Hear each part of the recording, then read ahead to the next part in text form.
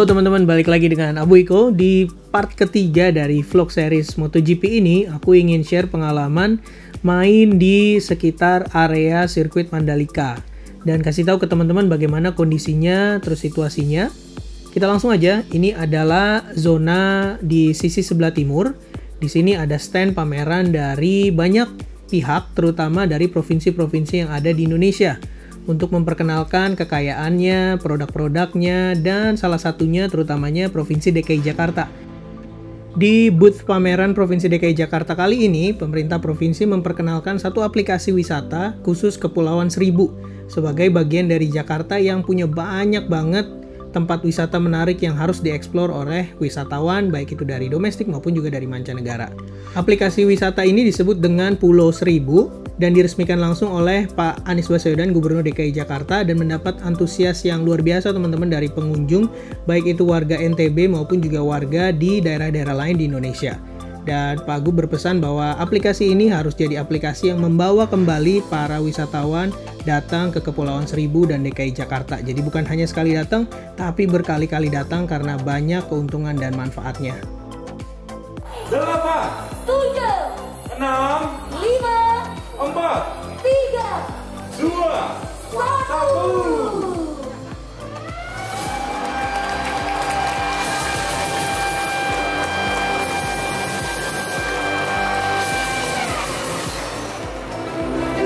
beri tepuk tangan yang meriah Bapak Ibu. Wah, seru banget ya. Nanti aku coba download dan gunakan aplikasinya. Teman-teman juga nanti bisa ya, supaya kita bisa tahu apa aja sih yang seru di Kepulauan Seribu di Jakarta. Di bagian luar seperti ini ada banyak produk lokal, baik itu pakaian, makanan, maupun juga kerajinan yang dipasarkan di sini untuk menggait para pembeli dari Indonesia maupun mancanegara. Dan ini adalah suasana shuttle bus, jadi teman-teman yang bawa kendaraan pribadi harus parkir di zona timur atau barat, kemudian menukarkan tiketnya dan antri naik shuttle bus menuju ke dalam sirkuit Mandalika. Dan bayangin teman-teman, ada lebih dari 60.000 yang nonton yang dapat tiket, sehingga pengaturannya tentu nggak mudah, dan teman-teman juga bisa lihat rame banget kemarin. Ini fasilitas toiletnya menurut aku sih masih sangat terbatas ya, butuh dibanyakin sehingga nggak terlalu lama ngantri ketika mau ke toilet. Dan akhirnya aku dapat tiket yang tanggal 19 dan 20, cuma aku baru bisa pakai di tanggal yang 20 di Racing Day. Dan nggak sabar nih pengen masuk kayak gimana sih sirkuit Mandalika. Dan dari pameran kita mau ke race sirkuitnya Mandalika. Tapi tepat nih jam setengah 2, hujan deras. Hujan tapi panas. Ya. Angkat jual kios. Hujan tapi panas. Ini yang Tapi udah mulai reda lagi. Cuma masih turun nih hujannya. dia kan Di semua kendaraan itu dialihkan ke ini sisi timur ya Pak? Sisi timur untuk parkir dimanapun mereka bisa dapat space-nya. Jadi mau di rumput boleh, mau di atas gundukan tanah seperti ini boleh. Yang penting dapat tempat parkir. Baru mereka masuk ke ruangan sana untuk naik shuttle bus ke tempat sirkuitnya. Oke, kita menuju ke sirkuit. Parkirannya banyak banget mobilnya, asli. karena di dalam Wow, gimana yang zona barat ya? Zona barat, wah sama juga mungkin ramai kayak gini. Jadi mereka yang parkir di sini akan ganti ke shuttle bus yang itu teman-teman. Banyak sih sebenarnya bisnya, cuma arus kendaraan yang mau parkir tuh banyak banget, jadi tersendat bisnya. Dan jadinya numpuk deh orang-orang yang nunggu untuk naik bis.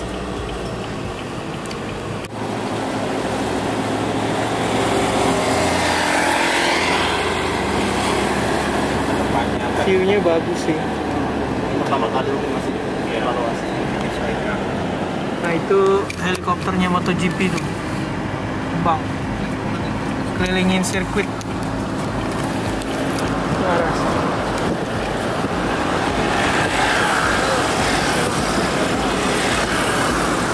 Adalah kedatangannya Pak Jokowi ya, tapi karena rame nggak kelihatan.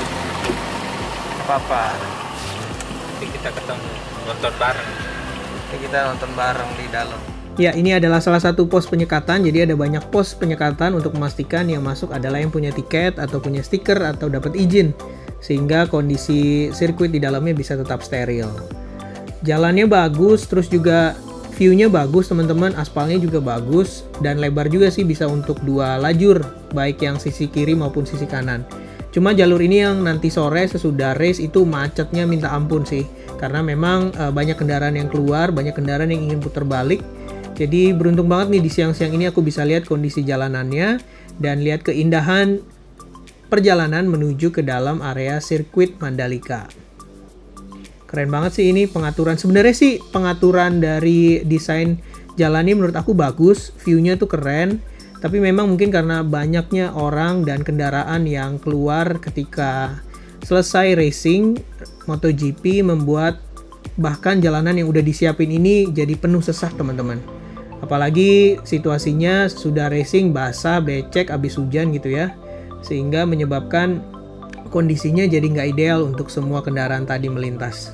Tapi paling nggak melihat perkembangan pembangunan dan hasil dari Stadion Mandalika ini, infrastruktur pendukungnya seperti tadi zona pameran, terus juga ini jalan protokol dan jalan menuju ke area dalam sirkuit Mandalika sudah bagus, sudah menunjang, sudah ada trotoarnya lebar dan menurut aku udah bagus desainnya. Ini adalah Blue Gate atau gate biru. Aku dapat nonton di tribun di zona B, di area B. Bahkan di sini aja parkirannya udah penuh ya, udah diatur sedemikian rupa. Begitu turun dari kendaraan, kita langsung menuju ke area pengunjung. Ini harus melewati satu jembatan, di mana jembatan ini sebenarnya jalur kanan itu untuk jalur medis, dan jalur kiri ini untuk kendaraan panitia atau penyelenggara. Dan kita penonton harus lewat trotoarnya. Cuma karena lagi nggak ada kendaraan di sisi yang sebelah kiri ini, jadi aku lewatin trotoar ini ya. Lewatin jalur mobilnya, jalur kendaraan. Wah, ini udah nggak sabar nih, udah banyak banget yang siap-siap nonton sesuai dengan zonanya. Wah, keren. Jadi inget terowongan apa ya? Wih, kita masuk terowongan yang ada karya seninya nih. Tadi kita turun di pintu arah sana, arah barat. Ini ada karya seninya, Energizing You. Banyak.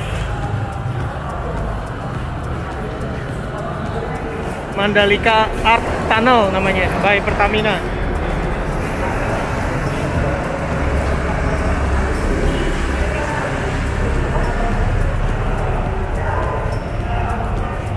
Jadi sekarang kondisinya hujan, gerimis, menuju 1 jam race. Jadi kita tunggu ya, apakah race-nya nanti akan hujan. Pasti kalau teman-teman nonton videonya atau live streamingnya pasti udah tahu ya. Semua ini gambaran kondisi tepat jam 2. Hujan, gerimis. Ini ujung dari terowongannya. Grandstand A sampai H. Grandstand B, C. Official merchandise. Luas banget, lega banget. Di sana ada TV besar buat nonton langsung dari luar. TV besar.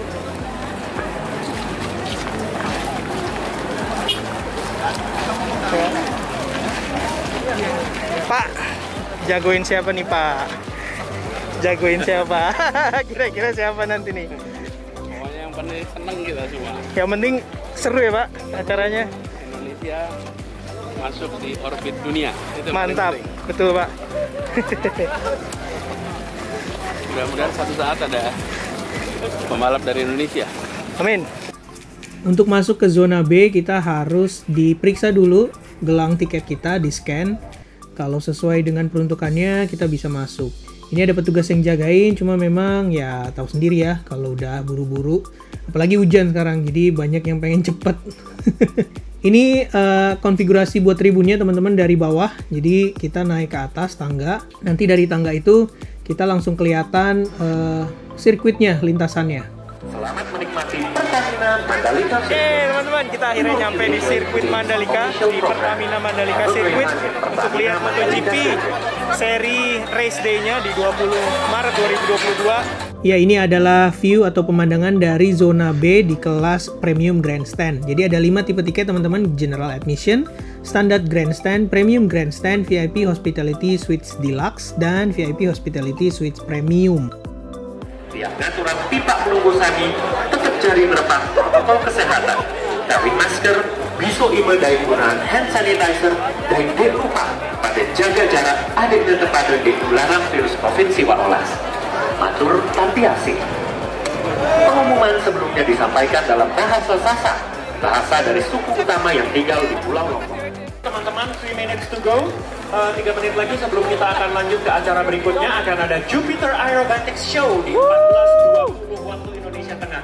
Jadi kita akan coba satu kali lagi ya teman-teman ya untuk pola gelombang ini. Sekarang kita kalau lihat bisa pola gelombang. pergerakan gelombangnya dibuat lebih cepat lagi ya teman-teman, supaya lebih menarik perhatian kamera normal. Oke, paham semua ya teman-teman ya? Paham. Kita coba 1, 2, 3. Silakan dimulai dari sebelah kanan.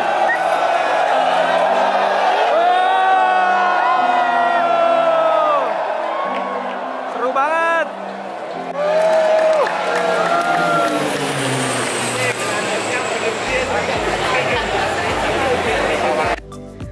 Ada banyak keseruan-keseruan yang nggak kelihatan disorot oleh kamera TV yang terjadi di sirkuit Mandalika teman-teman. Seperti Jupiter Aerobatic ini kita bisa lihat beberapa kali dan jelas banget, itu konfigurasinya keren banget.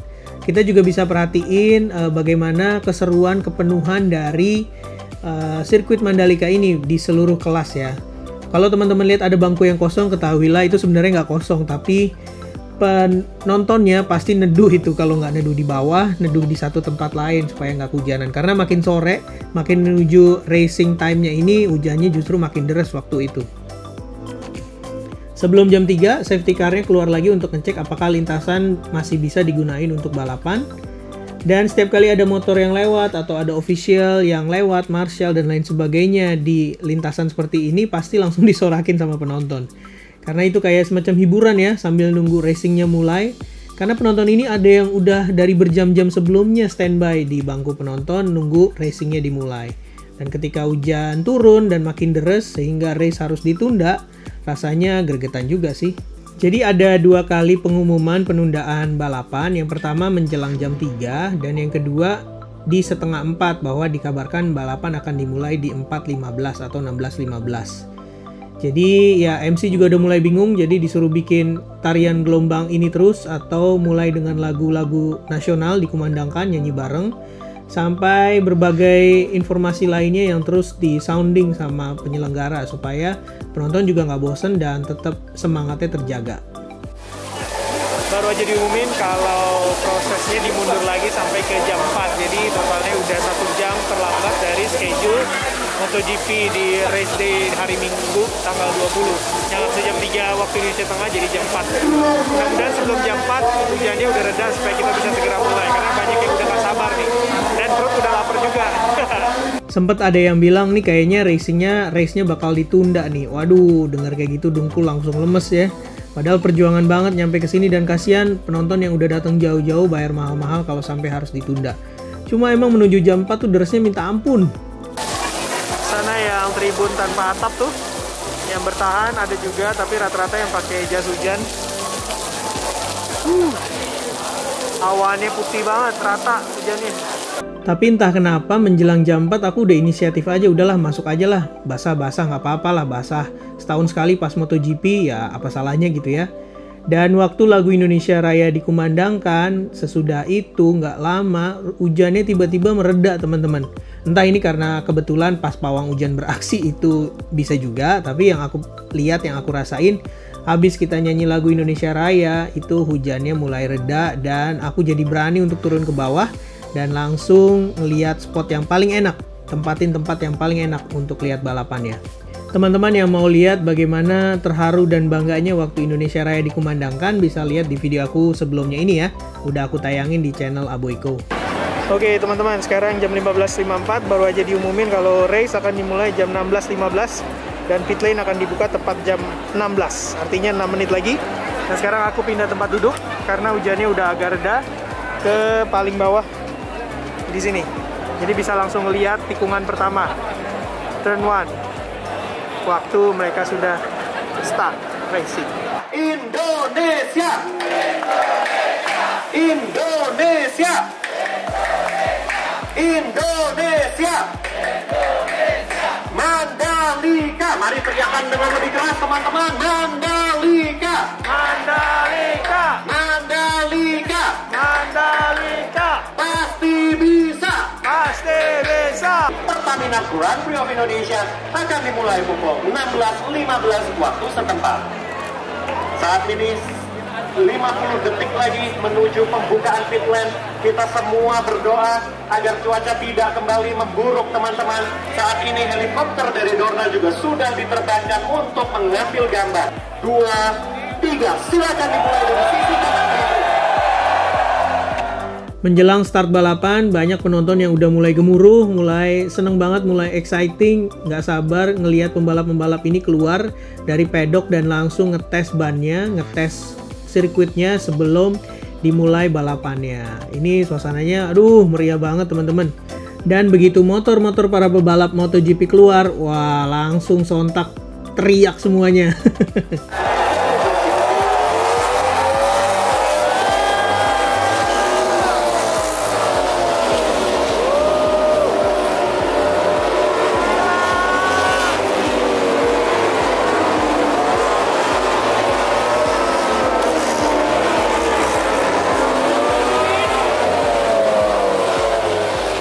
Ini adalah pengalaman pertama aku menyaksikan langsung MotoGP.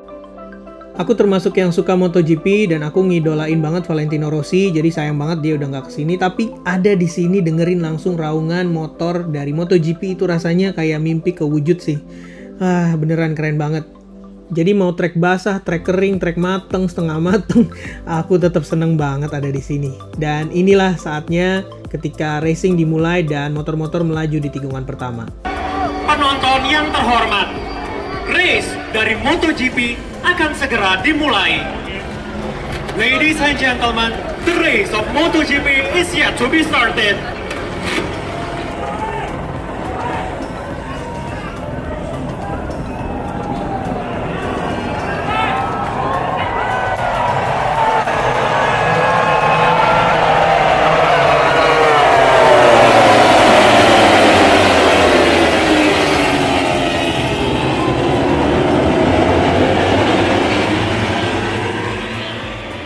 Wah, dan resmi sudah balapan MotoGP 2022 seri kedua Mandalika Indonesia dimulai. Dan jujur ini pengalaman yang luar biasa sih teman-teman. Seneng banget bisa lihat langsung dan bisa jalanin langsung kayak gimana kondisi balapannya. Untuk jalan balapan dan hasilnya teman-teman pasti udah tahu waktu video ini tayang. Miguel Oliveira berhasil finish di urutan terdepan dari KTM. Nih KTM keren banget ya. Dari Qatar ke sini ini keren banget sih. Dan ia menjadi pebalap yang menaklukkan sirkuit Mandalika NTB yang pertama di MotoGP. Di posisi kedua ada Fabio Quartararo yang waktu start tuh sebenarnya posisi pertama dan dia tetap yang paling cepat waktunya dibanding Miguel Oliveira. Quartararo mencatatkan waktu tercepat satu putaran itu 1 menit 38,7 detik. Waktu sesi kualifikasi sebenarnya bisa 1 menit 30-31 detik kalau nggak salah ya. Tapi karena mungkin lintasannya basah jadi lebih lambat 7-8 detik. Itu aja udah cepet sih menurut aku. Aku juga kaget waktu ngelihat Jorge Martin jatuh di tikungan pertama waktu lap masih 13 lagi. Itu pengalaman yang seru sih ngelihat, sebenarnya kasihan ya. Tapi ngelihat motornya jatuh terus keplanting masuk ke area sana itu kasihan juga sih. Tapi seru juga ngelihatnya.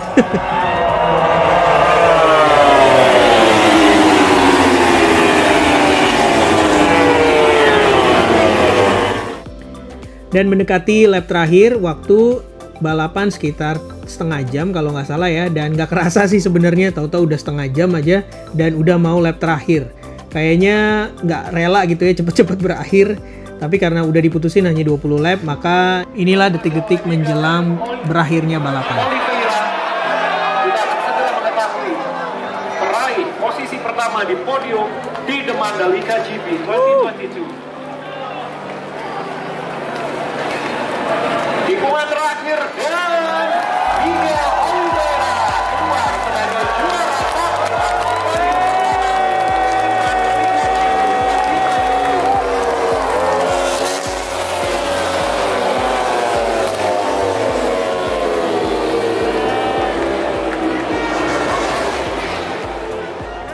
Wow, seru banget ya. Mudah-mudahan tahun depan kalau dapat kesempatan pengen banget bisa kesini lagi ngelihat MotoGP seri 2023. Dan berakhir sudah teman-teman balapannya. Aku nggak ikut sampai penyerahan trofi. Aku langsung begitu selesai lap terakhir, aku langsung turun ke bawah untuk cepet-cepet keluar karena rame banget.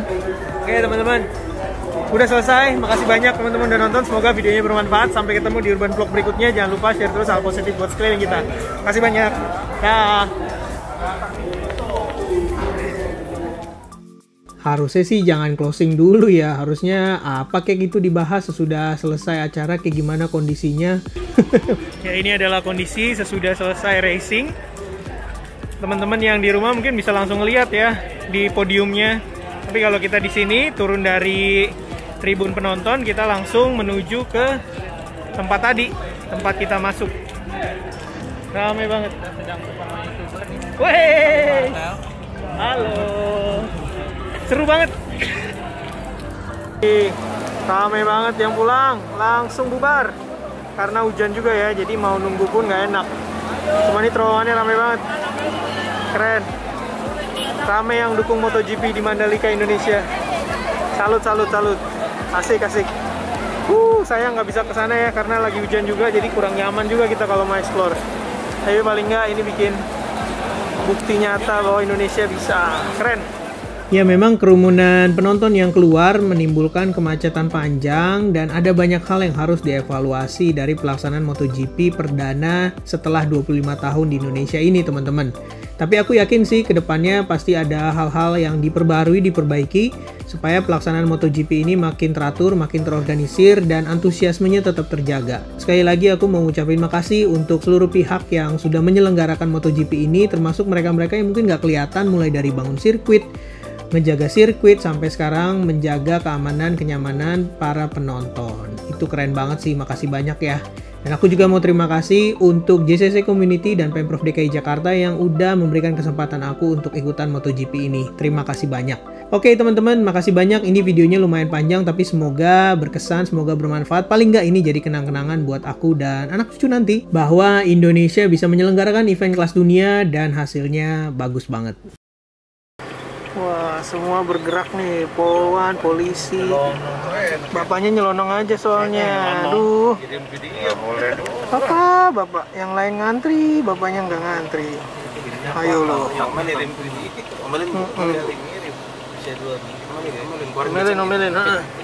Bagus. Mantap Bu Polwan, semangat.